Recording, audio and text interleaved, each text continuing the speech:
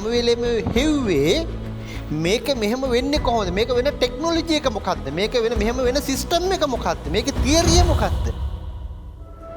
මෙතන කතා කරපුවම අතින් ඇහෙන්නේ කොහොමද? මෙන්න මේක මොකක්ද මේකේ මෙකැනිසම් එක? මෙන්න මේ මෙකැනිසම් එකයි මේකේ තාක්ෂණයයි මේකේ ටෙක්නොලොජි එකයි හෙව්වේ.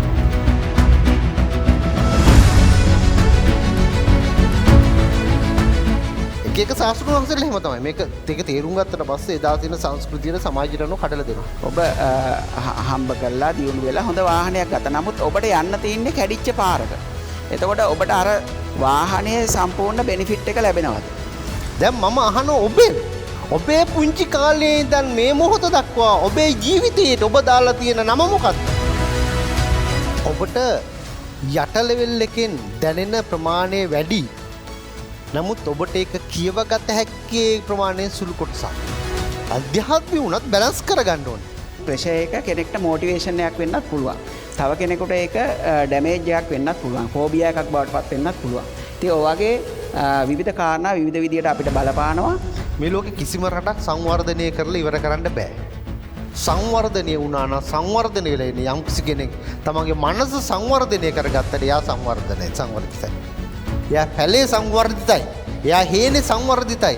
එයා කුඹුරේ සංවර්ධිතයි. එයා රජමෙදුරේ සංවර්ධිතයි. එයා ඕන තැනක සංවර්ධිතයි.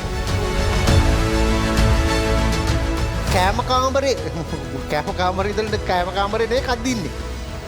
එක්ක ඔෆිස් එකේ, එක්ක වාහනේ. වාහනේ යද්දි එක්ක ඔෆිස් එකේ.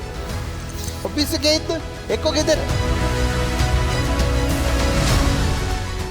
මනස රාජකාරී අරමුණු එනවනේ ඒක නවත් කියන එක එහෙම කරන්න පුළුවන්ද? කාන්තා මොලේ තුල එම්ටි බොක්ස් එක ගොඩාක් වෙලාට පිහිටනවා අඩුයි.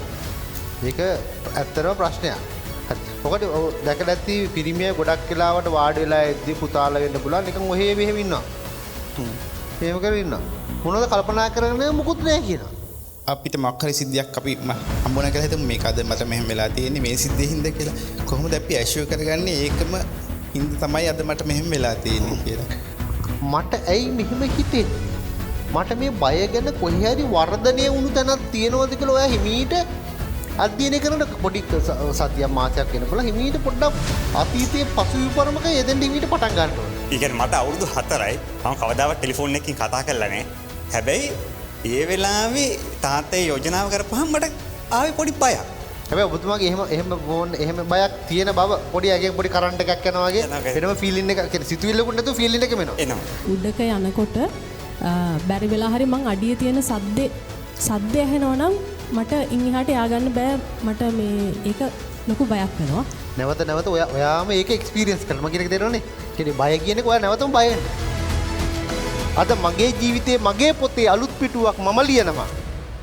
මම ඔබට ආරාධනා කරනවා ඒ ඔබේ පොතේ අලුත් පිටුවක් අලුත් පරිච්ඡේදයක් අද මගෙත් එක්ක ලියන්න එකතු වෙන්න කියලා